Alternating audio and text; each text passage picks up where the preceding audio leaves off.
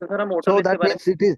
हाँ बोलिए ऑटोलिथ के बारे में। जी, तो ओटोलिथ जो होता है वो हमारे ईयर्स के अंदर होता है। जितने भी वर्टिब्रेट की स्पीशीज होती हैं, चाहे हम्म। वो फिश, चाहे वो ह्यूमंस है, उनके ईयर के अंदर एक ग्लैंड होता है ओटोलिथ।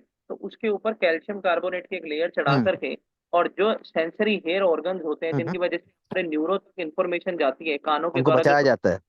उनको हम्म। कहीं ना कहीं रोकने का काम किया जाता है। हम्म। कवर है। Basically it's a kind of a G. Bio what what we can say कि इसका कुछ ये मतलब जैसे हम एलिफेंट की बात करते हैं या राइनोसोरस की बात करते हैं, टाइगर की बात करते हैं। So the it's very shameful and very very reckless attitude practiced by the human beings. अब 60 एकड़ अगर बीआरटी टाइगर रिजर्व है Mansi, what is the full form of BRT Mansi? The Biligiri Ranganath Swami temple tiger reserve, Karnataka. कहाँ है ये? हम्म। 60 एकड़ अगर फॉरेस्ट अफेक्ट हुआ है फायर से, तो क्या 3 सॉल्यूशन या 2 सॉल्यूशन होने चाहिए जो ऐसा ना हो पाए?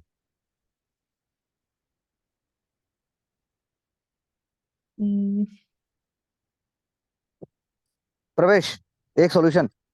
सर एक ये हो सकता है कि ह्यूमन एक्टिविटीज नहीं अलाउड होनी चाहिए, बिकॉज कहीं ना कहीं जैसे नहीं, जो है वो तो जो उसका है वो तो होगा ही। तो सर हो ही नहीं फिर सकता। भगवान विष्णु का बड़ा मंदिर है प्राचीन यहाँ पर, इसके अंदर।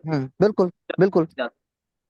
तो पहला चीज है, टेक्नोलॉजी का यूज कर सकते हैं जिसमें फॉरेस्ट डिपार्टमेंट का अहम रोल है। वो आप चेक करें कि हम्म, कितना फायर के इंसिडेंट कौन कौन से हॉटस्पॉट रीजन में होते हैं, उनको आइडेंटिफाई करें। बिल्कुल हाँ, हॉटस्पॉट रीजन आइडेंटिफाई करो। दूसरा, कौशिक। और सर दूसरा, जो एक लेयरिंग किया जाता है जहाँ पर 2 to 5 मीटर्स का साल भर का एक लेयरिंग। सेंसिटाइजेशन प्रोग्राम चलता है, ऊपर से वहां पर एक पैटर्न होगा।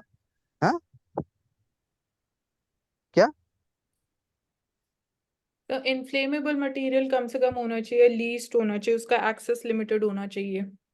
वहाँ वो कारण नहीं, लेकिन फॉरेस्ट फायर्स के लिए भी देर आर समटाइम्स हीट है, नेचुरल कॉजेज हैं, there is a pattern in to it. तो द फॉरेस्ट गार्ड्स और जो भी कम्युनिटी है, that must be proactively involve, it can play very very important role. Sir या दूसरा, अगर प्रवेश? करना भी चाहते हैं तो सर एक काम कर सकते हैं कि जहां पर ऐसे हॉटस्पॉट रीजन है वहां पर वाटर पूल बना सकते हैं, जो कि हमें अचोला भाटी दिल्ली के अंदर जो सेंचुरी वहां पर देखने को मिला। पॉन्ड की तरह बन सकता है, रेन वाटर हार्वेस्टिंग के जोन बन सकते हैं। Good point. तो next. Rain water harvesting fire को रोकने में कैसे हेल्प करेंगे? अरे पानी तो कहीं पानी के पूल होंगे, अगर जगह जगह बड़े बड़े पानी के पूल होंगे, और अगर मान लो फॉरेस्ट में फायर कहीं शुरू भी हुई और ट्राइबल्स भी हैं, लोकल पीपल भी हैं, कम से कम उसको रोकने के लिए कोशिश तो की जाएगी। डू यू थिंक वहां पे हम we are not going to bring fire engines first of all? और सेकेंडली इतना एक्सेसिबल ही नहीं होता। वो जब फॉरेस्ट से फायर जो है, when it goes deep into bushes, पहले ड्राई बुशेस से ही शुरू होती है, and then it spreads like anything. और सर इधर we are also not having such advance technologies कि आप हेलीकॉप्टर से पानी गिरा के उनको बुझा रहे हो। सिवाय जल के रुकने का कोई भी इसके अलावा हमारे पास चारा नहीं रह जाता। तो डेफिनेटली इनडायरेक्टली सही, लेकिन वाटर के बड़े बड़े पॉन्ड्स या जो नेचुरली जो कहाँ जहाँ क्रिएट हो सकता है, उसमें तो कोई बुराई नहीं है, जहाँ जहाँ पर हो सकता है। वी आर नॉट सेइंग कि डेंस फॉरेस्ट को जाके आप उसको विटिएट करो। एक वर्ड में बोला जाए तो सर वाटर का मॉडरेशन इफेक्ट फॉरेस्ट फायर को रिड्यूस कर देगा। सर एक और है, 2 एरिया है। हाँ। पहला सर जो कटिंग एंड, एक और एक कीवर्ड लिखा हुआ है कटिंग एंड स्कैटर। मतलब कि जो फॉरेस्ट हम्म। एरिया है जहाँ पता है प्रोन फॉरेस्ट प्रोन एरिया है, उसके आसपास में आप ट्री कट करके एक जगह आप दूर हम्म। रख के रखेंगे, ताकि जो फॉरेस्ट है, फॉरेस्ट फायर है, from one part two another part नहीं आ सकते, क्योंकि बीच में रोड हाँ रहेगा। बिल्कुल। यस। वैसे थैंक यू, मतलब। Move on. IT act change yet to add MSMEs. पहली बात मानसी बताइए, आईटी एक्ट जो है उसका एमएसएमई से क्या रिलेशनशिप है, कैसे उसके साथ वो बहुत ही इंट्रिकेटली लिंक्ड है एमएसएमईज के साथ? तो आईटी एक्ट ऑफ 2000, जब हम डिजिटाइजेशन की बात करते हैं तो वहाँ पे एमएसएमईज को हेल्प कर सकते हैं। जैसे रजिस्ट्रेशन की बात होती है एमएसएमईज की, तो लाइक उडायन एक registered micro small MSMEs work कर रही है, तो उस एरिया में it can help. And quick disposal of payments में, लाइक ईज ऑफ एक्सेस, जब हम पेमेंट्स की बात करते हैं तो देयर डिजिटाइजेशन एंड जो आईटी एक्ट है वो हेल्प कर सकता है। पहले हमें ये समझना होगा कि आईटी ये इंफॉर्मेशन टेक्नोलॉजी है कि इनकम टैक्स है। इनकम टैक्स है सर ये वाला। हाँ, यहाँ पे इनकम टैक्स है सर। चलिए आगे next.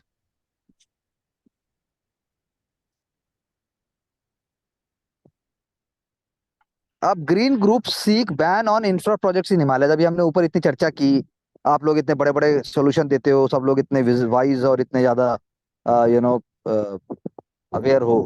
So more than 60 organisation is saying, जिन्होंने बोला है कि भाई ये all mega infrastructure project such as those in such as those what it is saying Related to railways, dams, hydro projects, and 4 lane high. Railway dams hydro projects, ये जो है इनको बंद कर दिया जाना चाहिए और इसके लिए रेफरेंडम होना चाहिए और पब्लिक कंसल्टेशन कंपलसरी बना देना चाहिए। औशिक हाँ सर। बताइए।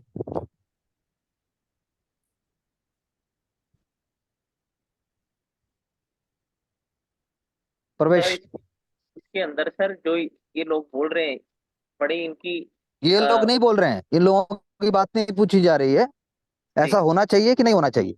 ऐसा ऑलरेडी होता है, वही मैं कह रहा हूँ। ईआई ये जो है हम्म, एनवायरमेंटल इम्पैक्ट असेसमेंट, हम्म, 2 महीने का टाइम होता है, वो लोगों के पास जाता है हम्म, रेफरेंडम के लिए। आप दीजिए, मैंडेटरी है, आप दीजिए।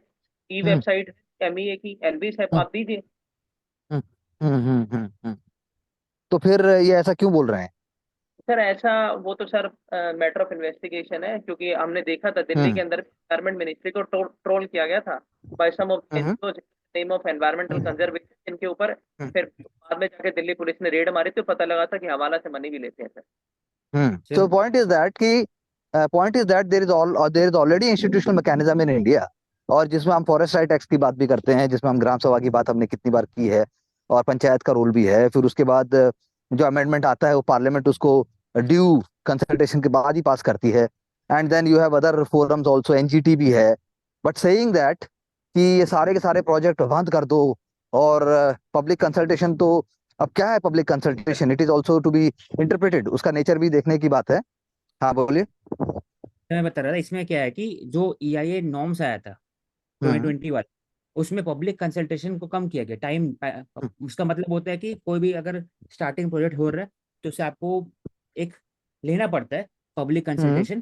ग्राम सभा, हम्म, उसमें कुछ लोग होते हैं, सिविल सोसाइटी होता है, ग्राम सभा के मेंबर होते हैं और फॉरेस्ट मैनेजमेंट कमेटी के लोग होते हैं।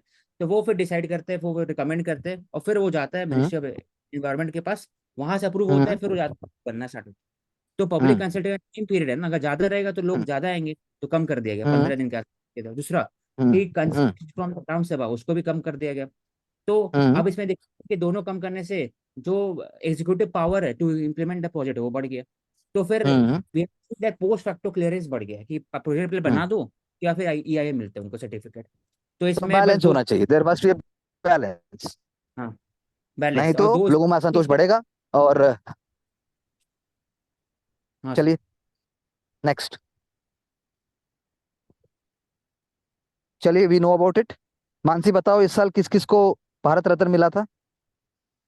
So Dr. M.S. Swaminathan and L.K. Advani sir, and Charan Singh, Chaudhary Charan Singh, the former Prime Minister of India, and and P.V. Narasimha Rao. And PV Narasimha Rao को अब मिला है? सर एल के Advani sir हाँ को जी अभी सर। नहीं मिला, 4 लोगों को मिला। ओके, सर भारत पीवी रत्न तो नरसिंह उनको अभी दिया गया है। हाँ, अभी दिया गया है। अनाउंसमेंट हुई थी पर मिला नहीं है सर। सर मिल अब गया है मतलब सर। मिला मतलब वही यार, मिलना मतलब अबे भाई तुम साथ जाओगे क्या उनके? तो अरे वो मतलब सर मतलब उन्हें हो गया, ठीक है। 4 लोगों को अरे मिला। ठीक है, कोई बात नहीं, बात समझो।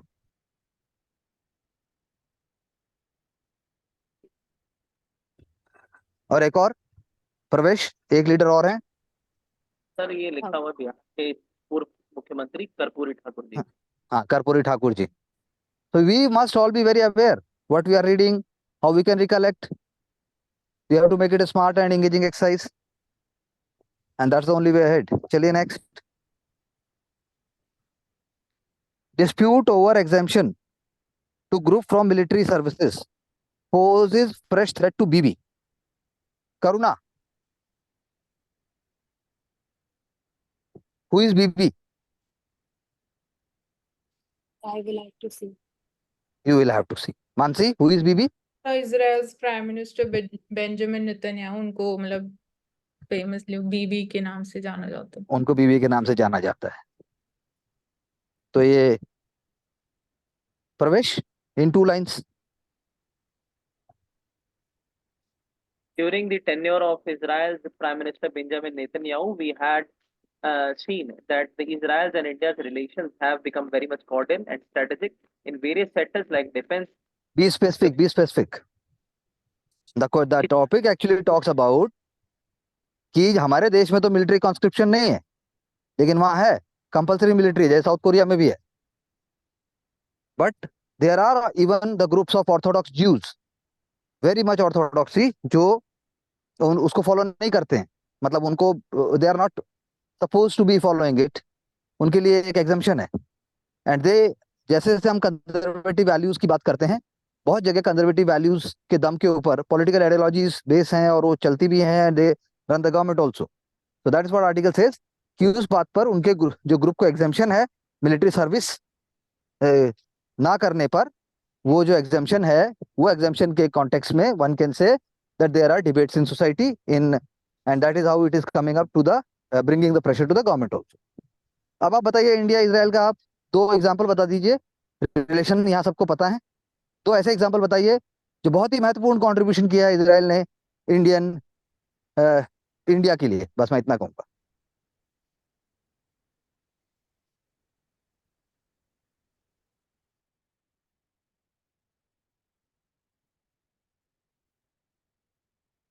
ने सपोर्ट किया इंडिया को.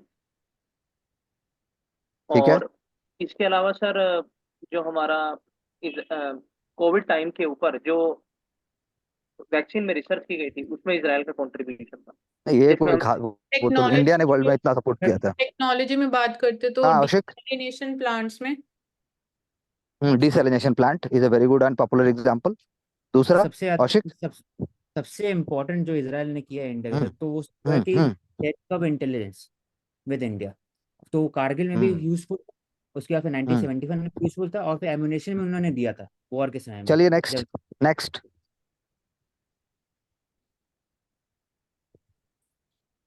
Plans underway to make Mumbai first tri-service common defense station. So is a new example. We are talking about the future development. We are talking about how modernization of defense is very important. पर मानसी, मुंबई को ही क्यों चुना गया first tri service common defence station? So because already एक तो Andaman and Nicobar में है, तो बे ऑफ बंगाल रीजन में है, तो सेकंड लोकेशन मोर. अरे फर्स्ट कह रहा है Mumbai first tri service common defence station, तुम कह रही हो है क्या हो रहा है ये? Sir tri service Andaman and Nicobar में भी तो है. कमांड है वो, कमांड डिफेंस स्टेशन की बात हो. प्रवेश. सर मैरीटाइम डोमेन के हिसाब से मुंबई की अपनी इंपॉर्टेंस है, स्ट्रेटेजिक लोकेशन पर है, सबसे ज्यादा पोर्ट के अंदर. इसके अलावा हमने देखा जितने भी टेरर एक्टिविटीज हुई, जिसमें कि हमने देखा एनआईए का भी गठन जो है 2008 के बाद तब हुआ, जब मुंबई से टेरर अटैक्स हमने देखने को मिले. तो इसी को मद्देनजर वहाँ पर tri service common defence station बनाए जा रहे हैं. और वेस्टर्न कमांड हमारे यहाँ पर एक रिच रीजन भी है मुंबई, जिसके अंदर हमारे नेवल डॉकयार्ड्स भी हैं और अलग अलग रेजिमेंट्स भी हैं. ठीक है. हाँ, apart from that sir, apart from प्रवेश व्हाट हैव, लेकिन उसके अलावा ऑलरेडी मुंबई के अंदर में बाकी सबके विंग्स ऑलरेडी अवेलेबल है. All the 3 wings and its suburb already available. Yes, very good point. They are bringing us to logistic infrastructure और administration एक जगह आ जाए, एक कमांड के अंदर आ जाए. चलिए आगे नेक्स्ट.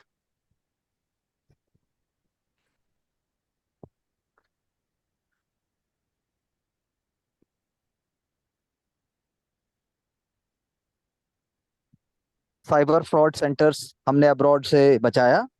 तो एक कारण मानसी,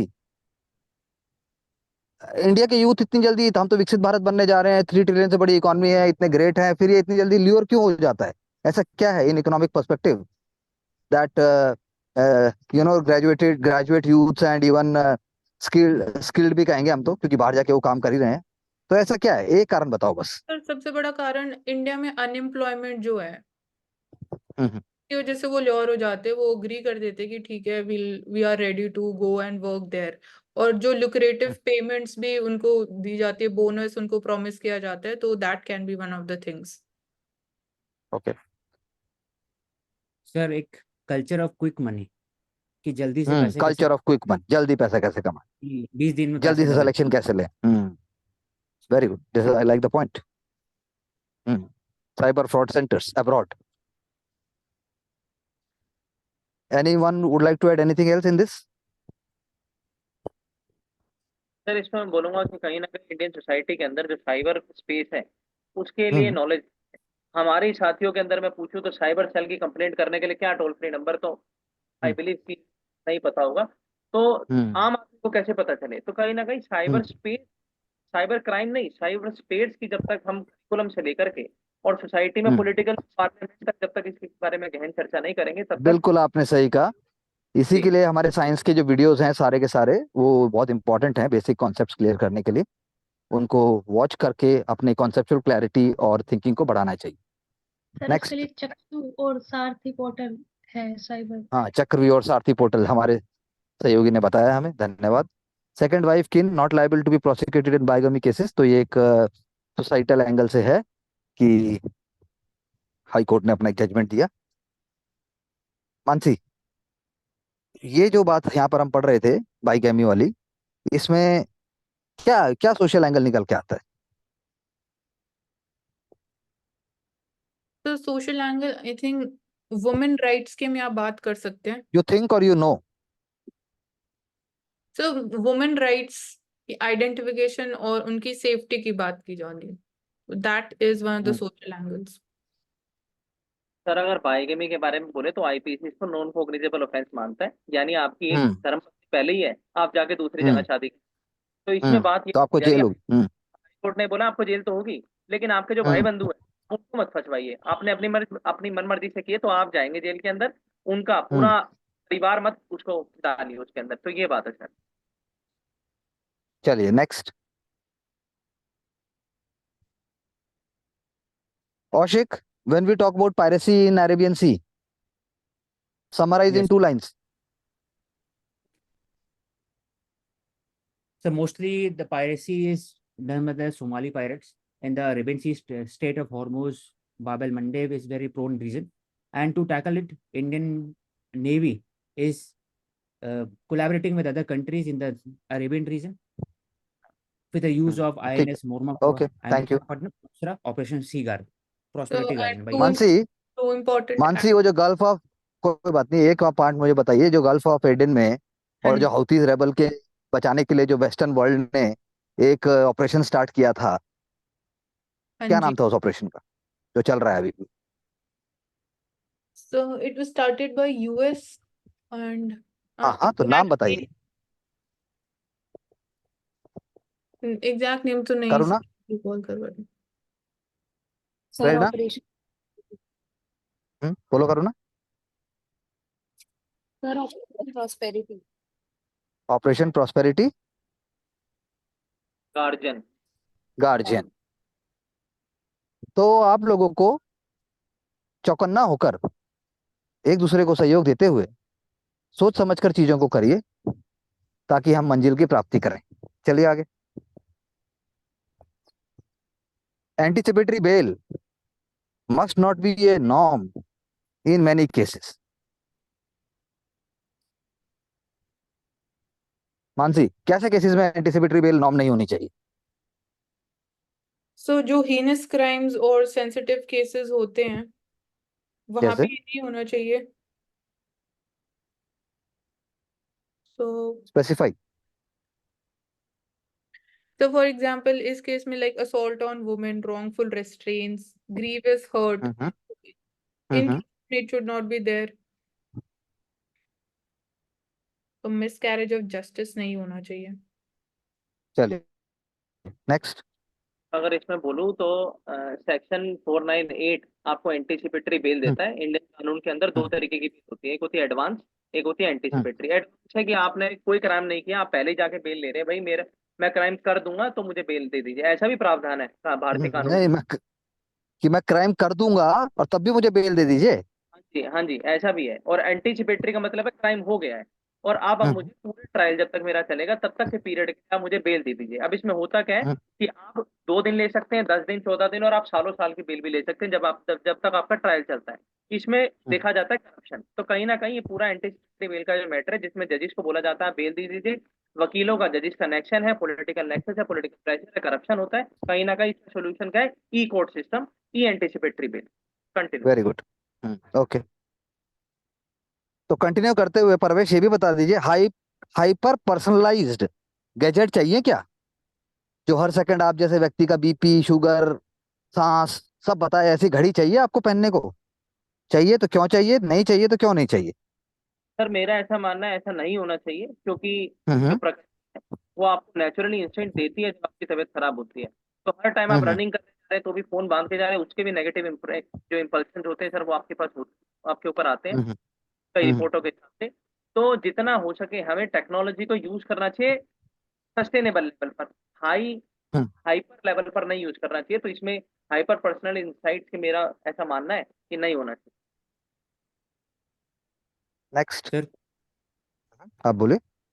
सर हाइपर पर्सनल तभी यूज होना चाहिए जब कोई हार्ट का पेशेंट है या फिर उनको कुछ सर्जरी हुआ है बॉडी के अंदर में, तो आपको मॉनिटर करने के लिए डॉक्टर पास जाना पड़ता था। अब है कि आपके पास हम्म, डेटा रहेगा तो डॉक्टर को आसानी होगा कि कुछ क्या प्रॉब्लम है और हम्म, इंटरवीन। हम्म, तो जो हम्म, पेशेंट है वो कर सकते हैं hmm. Hyper. Okay, next.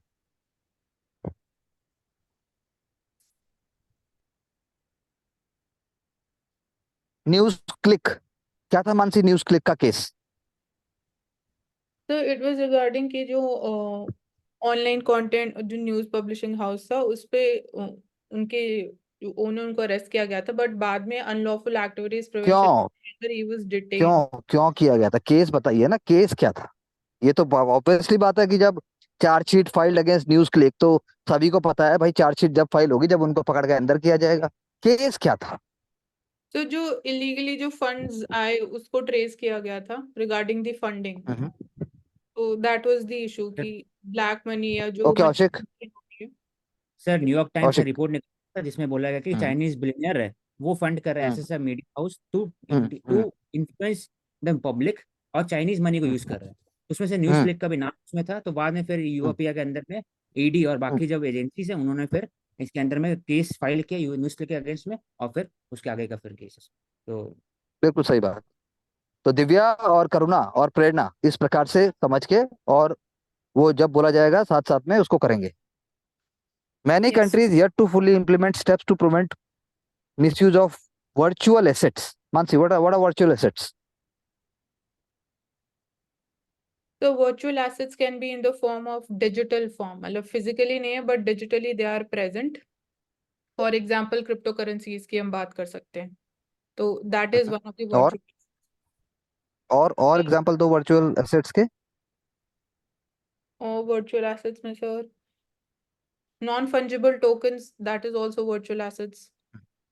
So what we can say that virtual assets मतलब क्रिप्टो करेंसी तो है, even any digital representation of value, share भी तो हो पैसे सकते का कोई भी ऐसा फॉर्म, मनी का कोई भी ऐसा फॉर्म जो भी आप डिजिटल फॉर्म में ट्रांसफर कर सकते हैं, that is called virtual asset. और उसके लिए उन्होंने बोला भी है, VASP, ये कीवर्ड आप देख सकते हैं, virtual asset service providers.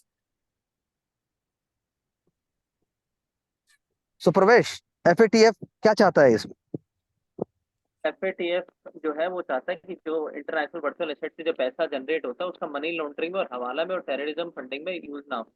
39 members group है, इंटर गवर्नमेंटल ग्रुप है, इंडिया 2010 से है। और कहीं ना कहीं 2 तरीके की लिस्ट होती है जिसमें ग्रे और ब्लैक है। ब्लैक के अंदर कंप्लीट प्रोहिबिशन होता है और ग्रे के अंदर वार्निंग दी जाती है, जिसमें पाकिस्तान के ऊपर अभी लगी भी थी। तो इंडिया जो है वो यूएनएससी इंटरनेशनल फोरम में एफएटीएफ के अंदर ये बात रखता है कि पाकिस्तान बेस्ड फंडिंग से चाइना बेस्ड जो टेरर फंडिंग होती है उसको रोकने के लिए आप उनके ऊपर सैंक्शन लगाइए। चलिए नेक्स्ट। मानसी, आप इंडिया की रिप्रेजेंटेटिव हो चाइना में, और वहां आप ये स्टेटमेंट पढ़ते हो कि Asia should prevent world from becoming an arena for geopolitical fighting. तो भारत सरकार की तरफ से आप क्या स्टेटमेंट दोगे, क्या मुद्दा रखोगे?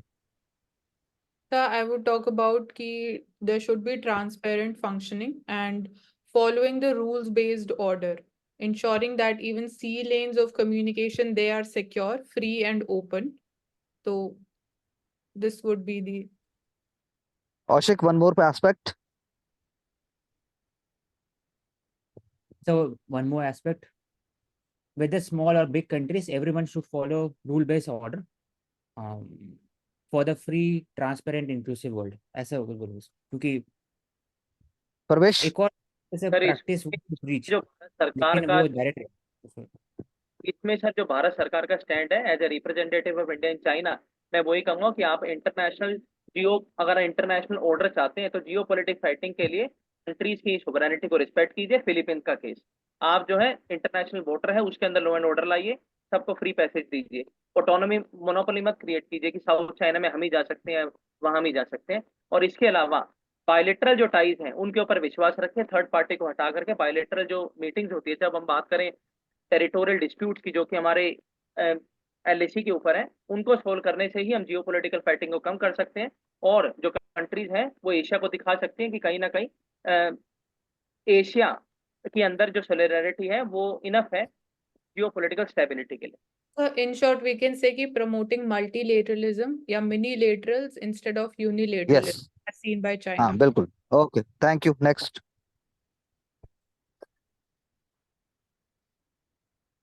तो एक एग्जांपल आया, facing pressure from Google NCPCR, उल्लू ड्रॉप्स अडल्ट कंटेंट। करुणा, ये प्रेशर के बाद ही क्यों हुआ और ये प्रेशर कहाँ से आना चाहिए था? इसका दूसरा रूप क्या है, या इन चीजों को कैसे और स्ट्रीमलाइन किया जाए? ये चीजें भी चाइल्ड क्राइम से, सेक्सुअल क्राइम से, सब चीजों से जुड़ी हुई हैं। कैसे किया जाए? बेसिक लेवल पे तो जो कंज्यूमर है वही अगर अवेयर होगा तो वो खुद ही रिपोर्ट करेगा ऐसे कंटेंट को। क्यों करेगा? जब मुझे कंज्यूम करना है तो मैं क्यों रिपोर्ट करूंगा? मुझे तो कंज्यूम करना है। सर यहाँ पर मैं दो चीजें बोलता हूँ। पहला, हमारे देश जी। की सर्वोच्च न्यायालय सुप्रीम कोर्ट ने बोला कि आप जो है, जस्टिस बोबडे के टाइम से बात चल रही है कि आप जो है एडल्ट कंटेंट इस तरीके की वेबसाइट है इन पर रोक लगाइए। रिजल्ट क्या हुआ? हम्म। माइटी ने आईटी गाइडलाइंस रूल्स निकाले, उसके अंदर बोला गया कि इस तरीके से जो भी अगर जो ऐप है या फिर जो डिजिटल मीडिया दिखाने वाला कोई एसोसिएशन है, वो इन चीजों को ना लगाइए, अपना ग्रीवेंस रिड्रेसल ऑफिसर अपॉइंट भी करिए आप। और कहीं ना कहीं बात की जाती है कि आईटी रूल्स के अंडर आपके ऊपर एक्शन भी लिया जाएगा। लेकिन हो क्या रहा है कि ज्यादा से ज्यादा जैसे जैसे हम देख रहे हैं कि एफडीआई आ रही है डिजिटल सेक्टर के अंदर, तो बहुत सारे जो कंटेंट है, कंटेंट के ऊपर जो सरकार का कंट्रोल है वो कम होता दिख रहा है, जिसकी वजह से अब जाकर हमारा जो नेशनल कमीशन और जो गूगल जैसे। औशिक, औशिक, हाँ अगर आप अपने पर्सनल स्पेस में या प्राइवेट तौर के ऊपर अगर आप अडल्ट कंटेंट को कंज्यूम करना चाहें तो आप कर सकते हैं। नहीं कर सकते sir, it is band by the हाँ, गवर्नमेंट। नहीं, पर्सनल पर्सनल स्पेस में भी नहीं कर सकते? ऐसा कैसे हो सकता नहीं पता सर। है? औशिक, कंटेंट प्रवेश। अवेलेबल है तो होगी। अगर जैसे ये ऐप का केस आया तो बाकी एप्स भी हैं, तो पर्सनल स्पेस में कंज्यूम करना पॉसिबल है। पॉसिबल सर है। स्पेस पे मैं कौशिक की बात और आपकी बात दोनों को लेकर के चलता हूँ कि पर्सनल स्पेस में आप कर सकते हैं, प्रोवाइडेड चाइल्ड पोर्नोग्राफी ना हो, चाइल्ड एमएम। पोर्नोग्राफी ना हो।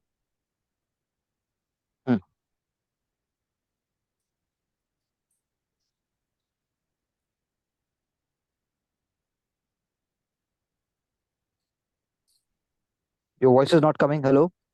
हाँ सर, हो गया सर कि चाइल्ड पोर्नोग्राफी एमएम नहीं हाँ देख सकते। बिल्कुल और बिल्कुल बिल्कुल बिल्कुल सही बात है, चाइल्ड पोर्नोग्राफी नहीं देख सकते और वो बैन है। लेकिन पर्सनल स्पेस के अंदर अडल्ट कंटेंट कोई अपने प्राइवेट फोर वॉल्स के अंदर करता है, that comes under right to privacy.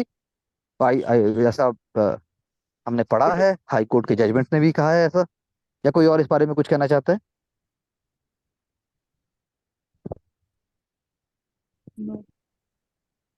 Okay, 1920, the start of India's election journey. Kaushik, summarize with facts.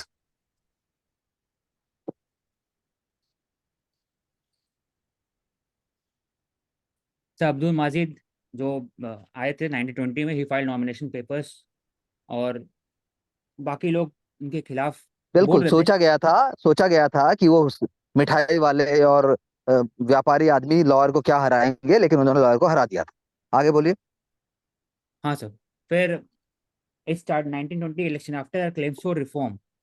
उसके बाद ही पहली बार लाया गया कि इलेक्शन कैसे हो, उसमें सब क्लासेस और इंटरेस्ट प्रेजेंट हो, और पहली बार उसमें 1909 में सेपरेट इलेक्टोरेट कॉन्सेप्ट भी आया था, और डायरेक्ट इलेक्शन 1919 की बेसिस पे डायरेक्ट इलेक्शन भी किया गया 1920 से।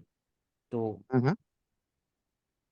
तो और फुल स्केल लॉ, इसमें विमेन का रिप्रेजेंटेशन, और एंग्लो इंडियन बाकी सब का भी इंक्लूड किया, हम्म क्रिश्चियन का भी इंक्लूड किया गया in the separate electorate hmm apart from Muslims.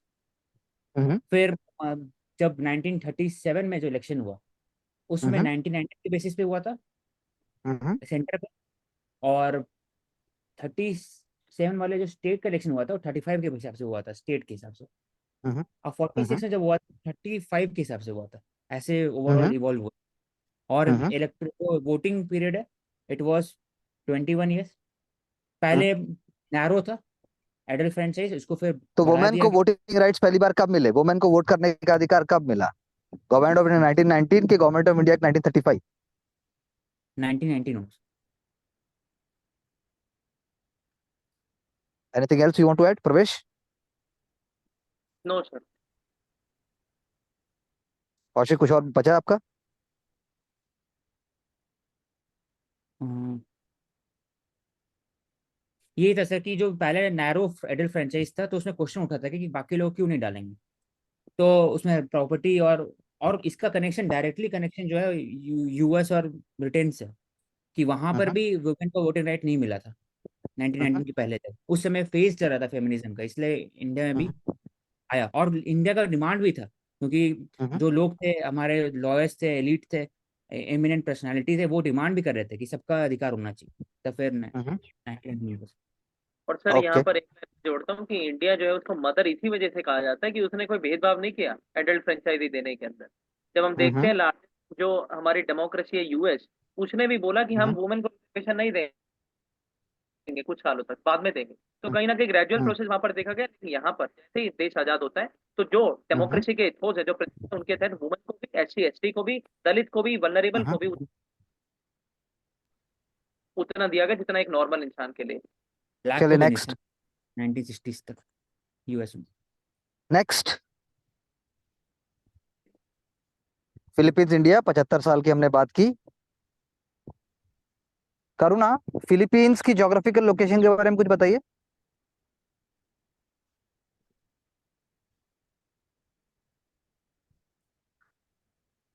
Mansi, Sir, it is towards the focus eastern upon, हाँ the चलो चलो बोलो। geographical location, eastern side of the South China Sea and north of hmm. Brunei on that region. तो वहां पे located है। Export और import के बारे में बोलिए, इंडिया और फिलीपींस का, 4 लाइनों में, जो आम आदमी को समझ आए। क्या एक्सपोर्ट करता है, क्या इंपोर्ट करता है, क्यों जरूरी है फिलीपींस जैसा टाइनी कंट्री के साथ इंडिया को इतना सोचना? तो एक्सपोर्ट इंपोर्ट में सबसे पहले हम फार्मास्यूटिकल इंडस्ट्री की, जैसे इंडिया बात करता है कि even in terms of API, तो वहाँ पे फिलीपीन से हेल्प मिल सकती है, और एक्सपोर्ट इंडिया फार्मास्यूटिकल्स कर सकता है। बेसिक एरिया से तो जो फाउंडेशन स्ट्रक्चरली इंडिया को हेल्प कर सकता है, agricultural exports that is there, और जो इमर्जिंग एरिया है लाइक ग्रीन एनर्जी, तो वहाँ पे renewable energy, basic equipments that can क्या हम लेंगे कि देंगे? इम्पोर्टेड। इंपोर्ट कर सकते हैं हम, यू वांट टू से? सर हाँ, मतलब अगर रॉ मटेरियल्स की बात करते हैं तो इंपोर्ट कर सकते हैं इंडिया, जैसे चाइना के ऊपर अभी हम हेविली डिपेंडेंट है सोलर पैनल्स के केस में। तो ये Philippines is having a good industry in terms of raw materials, that's what you want to say? हाँ जी, वी कैन से दैट।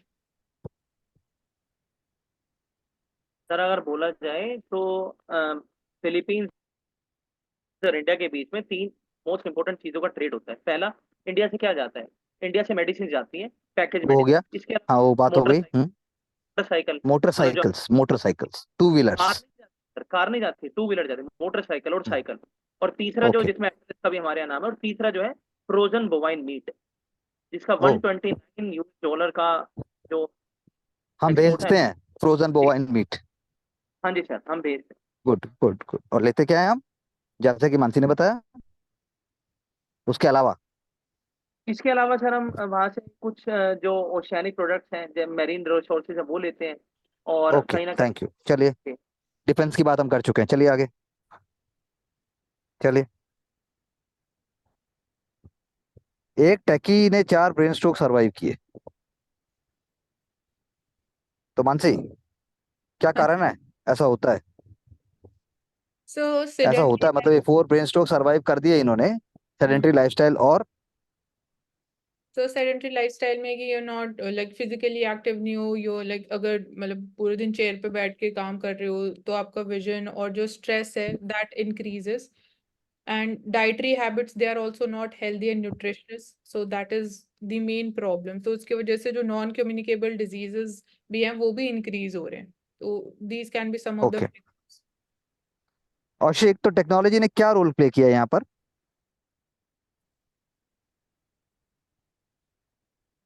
मतलब इसको बढ़ाने में सर कि मिटिगेशन में?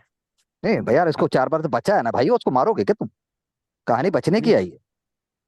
बचने में रोल प्ले क्या किया तो फिर एमआरआई स्कैन, जिससे पता लग सकता है हम्म। कहीं क्लॉट तो नहीं है, वो रोल है हम्म। सर। दूसरा फिर हम्म। डॉक्टर से आप डायरेक्ट बात कर सकते हैं, फोन टेलीमेडिसिन उसका रोल है। ठीक है, हो गया, थैंक यू, आगे चलो।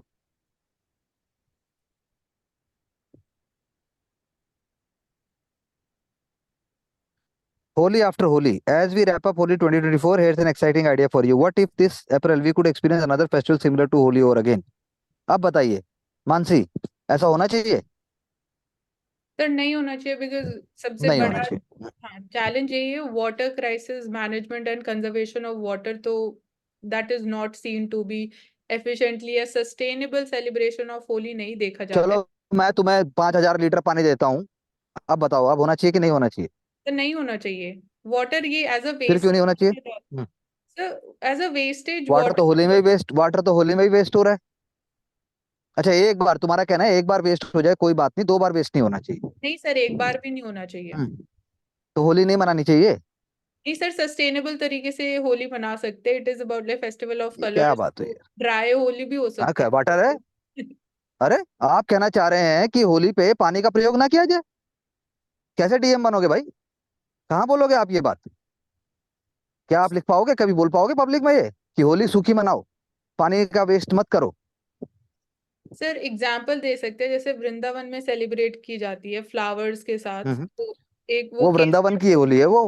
हाँ ठीक है, आप सर उस तरफ वो, लेकिन जो जो चला आ रहा है कल्चर सदियों से, हरियाणा में तो जो चला आ रहा है, जो पानी फेंकना और फिर वो जो पिटाई करना और वो सब करना, और ऐसा वो ऐसा तो मथुरा की भी है। ठीक है, वृंदावन की आपने एग्जाम्पल दिया, लेकिन ये जो पॉइंट है कि पानी का प्रयोग इसलिए हम होली रोक के कर सकते हैं, ये वैसे ही है जैसे हम क्रैकर सिर्फ दिवाली पे ही बैन करके पोल्यूशन हटा सकते हैं। तो आपने एक नया, आज एक नया मुद्दा स्टार्ट किया है आपने इसके लिए।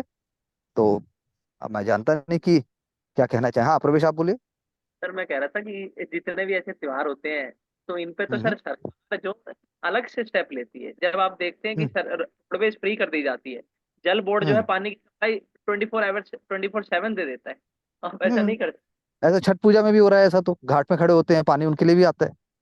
तो आई थिंक ये आंसर होना चाहिए कि होली जब मना ली तो दूसरी होली की अभी क्या जरूरत है? जो कल्चर है, जो फेस्टिवल है, आप कह सकते थे ये ओवर कंज्यूमरिज्म और मटेरियलिज्म का एक और एग्जाम्पल है, ऐसा हम कुछ कह सकते हैं। पर होली ही ना मनाई जाए पानी के साथ, it's a matter of debate. I leave up to all of you. आप सब लोग बहुत वॉइस और बहुत ज्यादा समझदार हैं, तो अपने हिसाब से स्टैंड लीजिए। कौशिक, हाँ सर। हम 100 बार से ज्यादा चर्चा कर चुके हैं और हर रोज करते हैं। Why unemployment high, why unemployment high among youth? 3-4 critical non repetitive points बता दीजिए बस।